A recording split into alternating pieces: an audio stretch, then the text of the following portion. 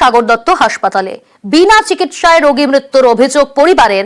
শ্বাসকষ্ট নিয়ে সাগর দত্ত হাসপাতালে ভর্তি হন রঞ্জনা সাউ। পরিবারের অভিযোগ, চিকিৎসা পরিষেবা না পেয়ে মৃত্যু হয় তার। এরপরেই উত্তপ্ত হয়ে ওঠে পরিস্থিতি। ডাক্তারদের সঙ্গে ধাক্কাধাক্কি বেঁধে যায় রোগীর পরিবারের। আহত হন দুজন স্বাস্থ্যকর্মী।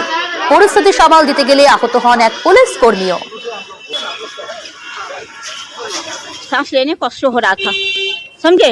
तब लेके आए तो बोले कि देखे रिपोर्ट, बोले कि एक्सरे कराएंगे, ईसीजी करा के आइए। ईसीजी करा कर जब लेके गए तब बोल रहे हैं कि 6 बजे डॉक्टर आएगा। तब एक मिनट, बच्चा को मेरा हालत खराब हो रहा है, हाथ ठंडा हो रहा है। आप तो देखिए, जब बच्चा मेरा सांस फूलने लगा, हाँ करने लगा है मेरा बच्चा, तो वो लोग डॉक्टर लोग, एक लेडीज आई, नर्स आई, नर्स आके ताकि एक सुइया दिया, बस मेरा बच्चा एकदम सांस लेना बंद हो गया।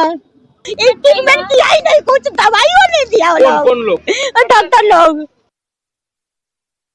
अब हम लोग अपना पूरा काम फॉर्मेलिटी करने के बावजूद भी ये लोग इस तरीके से टॉर्चरिंग किया जो हम लोग के इंजोरी कर। কজন লেগেছে তোমাদের?